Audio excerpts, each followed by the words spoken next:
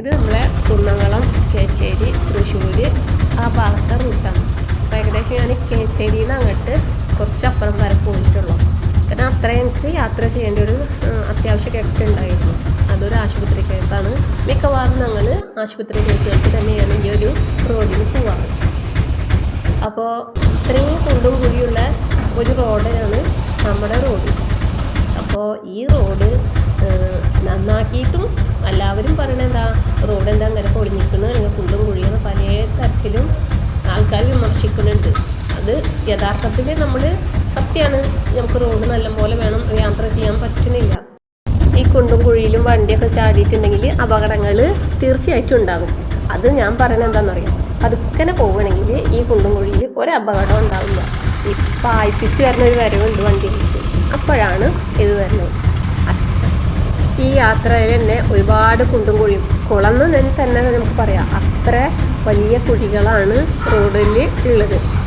അപ്പോൾ ഏത് വണ്ടിക്കാണെങ്കിലും പോകാൻ ഒരു രണ്ട് സൈഡും ഒരേപോലെ തന്നെ പൊളിഞ്ഞു കിടക്കുകയാണ്.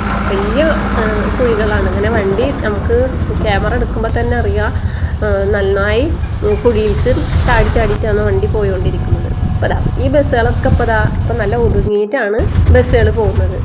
നേരെ സമയം നല്ലൊരു ഇത്രയും പൊളിയാതെ എന്നാലും കുറച്ച് പൊളിഞ്ഞിട്ടുള്ള റോഡായിരുന്നു ഒരു 2-3 മാസം മുന്നേ. അന്നൊക്കെ ഞാൻ ഈ റോഡിന് പോകുമ്പോൾ എനിക്ക് തോന്നുന്നത് വീട്ടിലേക്ക് ജീവനോടെ തിരിച്ചെത്തിയാൽ മതി, കുട്ടികളൊക്കെ വീട്ടിലുണ്ടല്ലോ.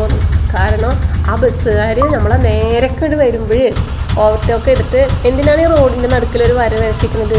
അത് നമുക്ക് കാണാനൊന്നും ഇല്ലല്ലോ. അതൊരു ഭംഗിക്ക് വേണ്ടി വരക്കുന്നതോ അതോ അല്ല. പക്ഷേ എനിക്ക് നിയമങ്ങളൊന്നും അറിഞ്ഞിട്ട് പറയണതല്ല.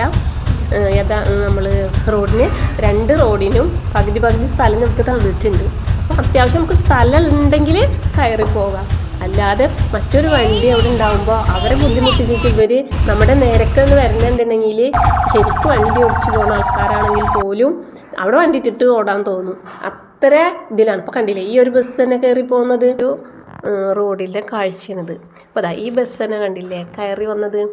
സത്യം പറഞ്ഞാൽ എനിക്ക് ഇഷ്ടമായി, നല്ല ഇഷ്ടമായി റോഡ് ഇങ്ങനെ പൊളിഞ്ഞത്. അതുകൊണ്ട് വളരെ സ്ലോ ആയി പതുക്കനെയാണ് വണ്ടികളൊക്കെ പോകുന്നത് കേട്ടോ. പോകാൻ കുറച്ച് ബുദ്ധിമുട്ടുണ്ടെങ്കിലും സത്യം പറഞ്ഞാൽ എന്തുകൊണ്ടാണ് ഇഷ്ടമായി എന്ന് പറയണതെന്നറിയോ?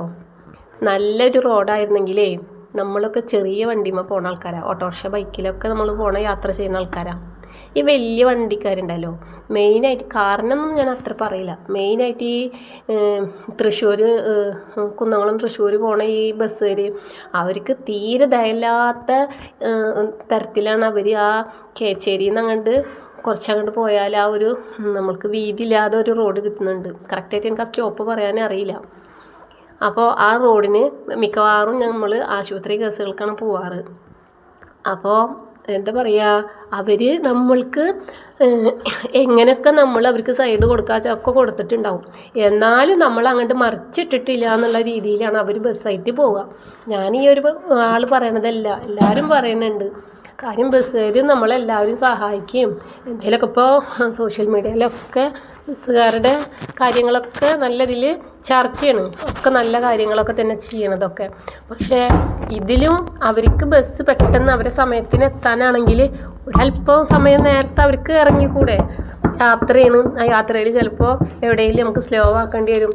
അല്ലാതെ നമ്മളെന്താ പറയുക, ഞങ്ങൾ ഇത്ര മണിക്ക് അവിടെ എത്തിക്കൊള്ളണം എന്നുള്ളതിൽ മറ്റുള്ളവരെ തട്ടിത്തെറിപ്പിച്ചിട്ട് പോണ ഒരു പോക്കുണ്ടല്ലോ, അതൊരിത്തിരി വിഷമമുണ്ട്. കാരണം നമ്മൾ യാത്രയിൽ ഒരുപാട് പ്രാവശ്യം നല്ലോണം പ്രാവിയിട്ട് യാത്ര ചെയ്ത സമയങ്ങൾ ഉണ്ടായിട്ടുണ്ട്. ഈ വണ്ടികൾ നമ്മൾ നേരക്ക് ചീറിപ്പാഞ്ഞ് വരുന്നത് കാണുമ്പോൾ